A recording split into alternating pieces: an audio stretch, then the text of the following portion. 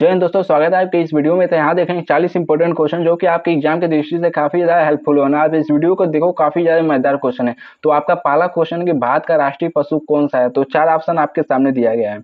जो आपका इनमें से सही आंसर हो जाएगा वो हो जाएगा बाघ, यानी कि ऑप्शन नंबर बी, जो कि शेर राष्ट्रीय पशु नहीं है। आपको ध्यान रखना पड़ेगा, आपका सही ऑप्शन बी हो जाएगा, जो कि बाघ। आपका अगला क्वेश्चन कि भारत का राष्ट्रीय खेल कौन सा है। तो आपको बताना कि भारत का राष्ट्रीय खेल कौन सा है। 4 ऑप्शन आपके सामने दिया गया है। चारों में से आपका जो सही आंसर हो जाएगा वो हो जाएगा बी, यानी कि हॉकी राष्ट्रीय खेल है। आपका जो अगला क्वेश्चन है कि भारत का राष्ट्रीय फल कौन सा है। तो आपको बताना है कि भारत का राष्ट्रीय फल कौन सा है। जो आपका इनमें से सही आंसर हो जाएगा आम हो जाएगा, जो कि राष्ट्रीय फल आम है। आपका जो अगला क्वेश्चन है कि भारत का राष्ट्रीय पक्षी कौन सा है। तो आपको बताना है कि भारत का राष्ट्रीय पक्षी कौन सा है। 4 ऑप्शन आपके सामने दिया गया है। जो कि आपका सही आंसर हो जाएगा वो हो जाएगा मोर, यानी कि भारत का राष्ट्रीय पक्षी मोर है। आपका बी सही आंसर हो जाएगा। जो आपका अगला क्वेश्चन है कि भारत का राष्ट्रीय वृक्ष कौन सा है। तो आपको बताना है भारत का राष्ट्रीय वृक्ष कौन सा है। 4 ऑप्शन आपके सामने दिया गया है।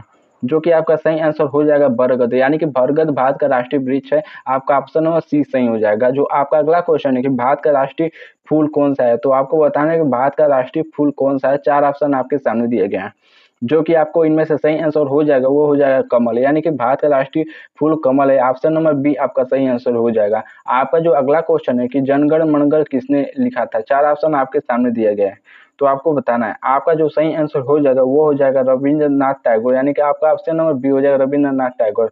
आपका अगला क्वेश्चन है कि वंदे मातरम किसने लिखा था। 4 ऑप्शन आपके सामने है। आपको बताना है कि वंदे मातरम किसने लिखा था। चारों में से आपका जो सही आंसर हो जाएगा वो हो जाएगा बंकिम चंद्र चटर्जी, यानी कि आपका सही आंसर हो जाएगा ऑप्शन नंबर सी। आपका जो अगला क्वेश्चन है कि भारत का पहला प्रधानमंत्री कौन था। तो आपको बताना है कि भारत का पहला प्रधानमंत्री कौन था। 4 ऑप्शन आपके सामने दिया गया है। जो कि आपको इनमें से बताना है। जो आपका सही आंसर हो जाएगा वो हो जाएगा जवाहरलाल नेहरू, यानी कि ऑप्शन नंबर बी आपका सही आंसर हो जाएगा। आपका जो अगला क्वेश्चन है कि भारत का पहला राष्ट्रपति कौन था। तो आपको बताना है कि भारत का पहला राष्ट्रपति कौन था। 4 ऑप्शन आपके सामने दिया गया है। तो जो आपका इनमें से सही आंसर हो जाएगा वो हो जाएगा डॉक्टर राजेंद्र प्रसाद, यानी कि डॉक्टर राजेंद्र प्रसाद भारत के पहला राष्ट्रपति थे। तो आपका ऑप्शन नंबर ए सही हो जाएगा। आपका अगला क्वेश्चन है कि यूएनओ, यानी कि संयुक्त राष्ट्र संघ की स्थापना कब हुई थी। तो आपको बताना है कि संयुक्त राष्ट्र संघ की स्थापना कब हुई थी। 4 ऑप्शन आपके सामने दिए गए हैं। जो कि आपका इनमें से बताना, आपका सही आंसर हो जाएगा 1945। 1945 में संयुक्त राष्ट्र संघ की स्थापना हुई थी। आपको ध्यान रखना पड़ेगा। आपका अगला क्वेश्चन है कि भारत का सबसे बड़ा राज्य क्षेत्रफल के आधार पर कौन सा है। तो आपको बताना है भारत का सबसे बड़ा राज्य क्षेत्रफल के आधार पर कौन सा है। 4 ऑप्शन आपके सामने दिया गया है।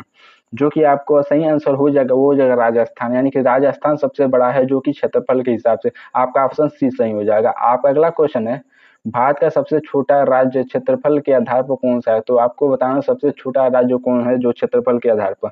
4 ऑप्शन आपके सामने दिया गया है। जो आपका सही आंसर हो जाएगा वो हो जाएगा बी, यानी कि गोवा सबसे छोटा राज्य है क्षेत्रफल के हिसाब से। आपका अगला क्वेश्चन है कि भारत का सबसे अधिक जनसंख्या वाला राज्य कौन सा है। तो आपको बताना है कि भारत का सबसे अधिक जनसंख्या वाला राज्य कौन सा है। 4 ऑप्शन आपके सामने दिए गए हैं। जो कि आपका सही आंसर हो जाएगा उत्तर प्रदेश। आपका सही आंसर हो जाएगा उत्तर प्रदेश। आपका ऑप्शन नंबर बी सही हो जाएगा। आपका अगला क्वेश्चन है कि भारत की सबसे लंबी नदी कौन सी है। तो आपको बताना है कि भारत की सबसे लंबी नदी कौन सी है। 4 ऑप्शन आपके सामने दिया गया है। जो कि आपका सही आंसर हो जाएगा वो हो जाएगा गंगा, यानी कि गंगा भारत की सबसे लंबी नदी है। ऑप्शन नंबर ए आपका सही हो जाएगा। आपका जो अगला क्वेश्चन है कि विश्व का सबसे बड़ा महाद्वीप कौन सा है। तो आपको बताएं विश्व की सबसे बड़ा महाद्वीप कौन सा है।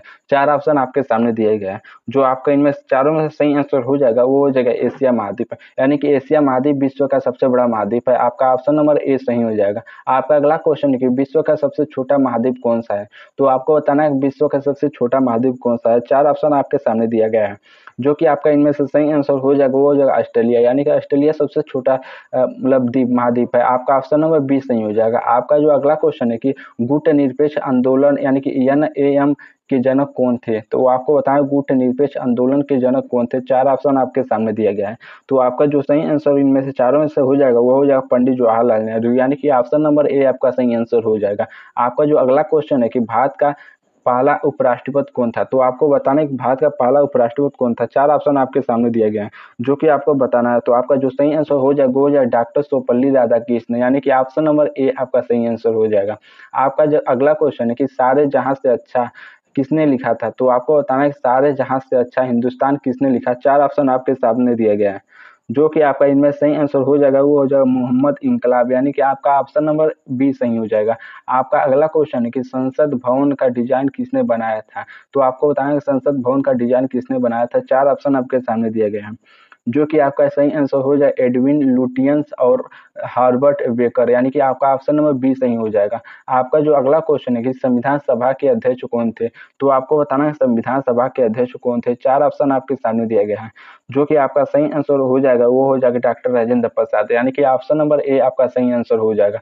आपका जो अगला क्वेश्चन है कि भारत संविधान के जनक किसे कहा जाता है? तो आपको बताना है भारतीय संविधान के जनक किसे कहा जाता है। 4 ऑप्शन आपके सामने दिया गया है, जो कि आपका इनमें से सही आंसर हो जाएगा वो हो जाएगा डॉक्टर भीमराव अम्बेडकर, यानी कि ऑप्शन नंबर बी आपका सही आंसर हो जाएगा।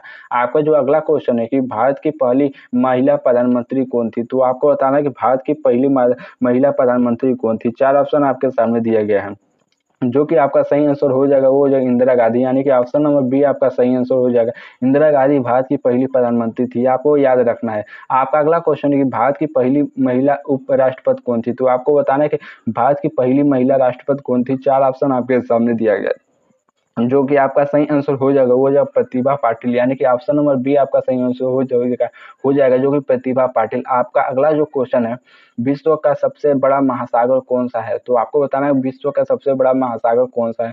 4 ऑप्शन आपके सामने दिया गया है, जो कि आपका सही आंसर हो जाएगा वो हो जाएगा प्रशांत महासागर, यानी कि ऑप्शन नंबर बी आपका सही आंसर हो जाएगा प्रशांत महासागर विश्व का सबसे बड़ा महासागर है। आपका जो अगला क्वेश्चन है कि विश्व की सबसे ऊंची पर्वत शिखर कौन सा है? तो आपको बताना है विश्व की सबसे ऊंचा पर्वत शिखर कौन सा है। 4 ऑप्शन आपके सामने दिया गया है, जो कि आपका सही आंसर हो जाएगा वो हो जाएगा माउंट एवरेस्ट, यानी कि ऑप्शन नंबर बी आपका सही आंसर हो जाएगा। आपका जो अगला क्वेश्चन होगा गीता रहस्य किसने लिखा? तो आपको बताना है गीता रहस्य किसने लिखा। 4 ऑप्शन आपके सामने दिए गए हैं, जो कि आपको बताना है। तो आपका सही आंसर हो जाएगा वो हो जाएगा बाल गंगाधर तिलक, यानी कि बाल गंगाधर तिलक लिखे थे। आपका ऑप्शन नंबर ए सही हो जाएगा। आपका जो अगला क्वेश्चन है कि महात्मा गांधी का जन्म कब हुआ था? तो आपको बताना है कि महात्मा गांधी का जन्म कब हुआ था। 4 ऑप्शन आपके सामने दिया गया है, जो कि आपका सही आंसर हो जाएगा 1869, यानी कि आपका सही आंसर हो जाएगा ये हो जाएगा 1869। आपका जो अगला क्वेश्चन है कि महात्मा गांधी का जन्म स्थान कौन सा है? तो आपको बताना है कि महात्मा गांधी का जन्म स्थान कौन सा है। 4 ऑप्शन आपके सामने दिया गया है, जो कि आपका सही आंसर हो जाएगा पोरबंदर, यानी कि ऑप्शन नंबर ए आपका सही आंसर हो जाएगा। आपका जो अगला क्वेश्चन है कि भारत में योजना आयोग की स्थापना कब हुई थी? तो आपको बताना है कि भारत में योजना आयोग की स्थापना कब हुई थी। 4 ऑप्शन आपके सामने दिया गया है, जो कि आपका इनमें से सही आंसर हो जाएगा 1950 में, यानी कि ऑप्शन नंबर बी आपका सही आंसर हो जाएगा। आपका जो अगला क्वेश्चन है कि भारत के प्रथम गवर्नर जनरल कौन थे? तो आपको बताना है भारत के प्रथम गवर्नर जनरल कौन थे। 4 ऑप्शन आपके सामने दिया गया, जो कि आपका सही आंसर हो जाएगा लॉर्ड माउंटेबेटन, यानी कि ऑप्शन नंबर ए आपका सही आंसर हो जाएगा। आपका अगला क्वेश्चन है कि भारत के प्रथम भारतीय गवर्नर जनरल कौन थे? तो 4 ऑप्शन आपके सामने दिया गया है, जो कि आपको बताना है। आपका जो सही आंसर हो जाएगा चक्रवर्ती राजगोपालचारी, यानी कि चक्रवर्ती राजगोपालचारी थे। आपका ऑप्शन नंबर बी सही हो जाएगा।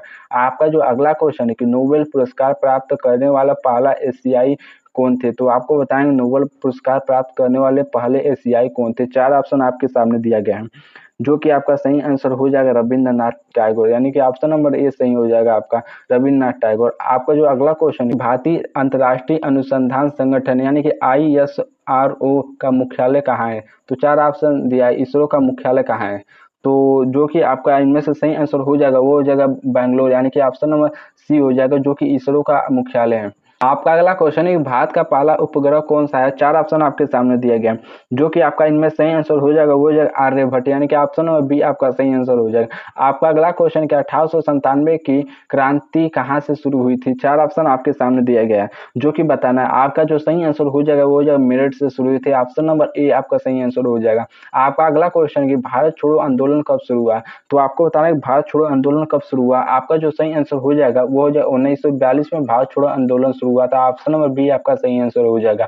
आपका जो अगला क्वेश्चन है कि जलीय जीवन में ऑक्सीजन की आपूर्ति किससे होती है। 4 ऑप्शन आपके सामने दिया गया है, बताना है। जो आपका इनमें सही आंसर हो जाएगा वो हो जाएगा शैवाल, यानी कि ऑप्शन नंबर ए आपका सही आंसर हो जाएगा। आपका लास्ट क्वेश्चन है कि विटामिन डी को किस नाम से जाना जाता है। तो 4 ऑप्शन आपके सामने दिया गया है, जो कि आपको बताना है। आपका जो सही आंसर हो जाएगा वो हो जाएगा सनशाइन विटामिन, यानी कि ऑप्शन नंबर बी आपका सही आंसर हो जाएगा। अगर दोस्तों वीडियो अच्छी लगी लाइक करो। आपको नीचे कमेंट बॉक्स में जरूर बताना कि आप कितने क्वेश्चन जानते थे। अगर नहीं हो तो चैनल को सब्सक्राइब जरूर करो। धन्यवाद।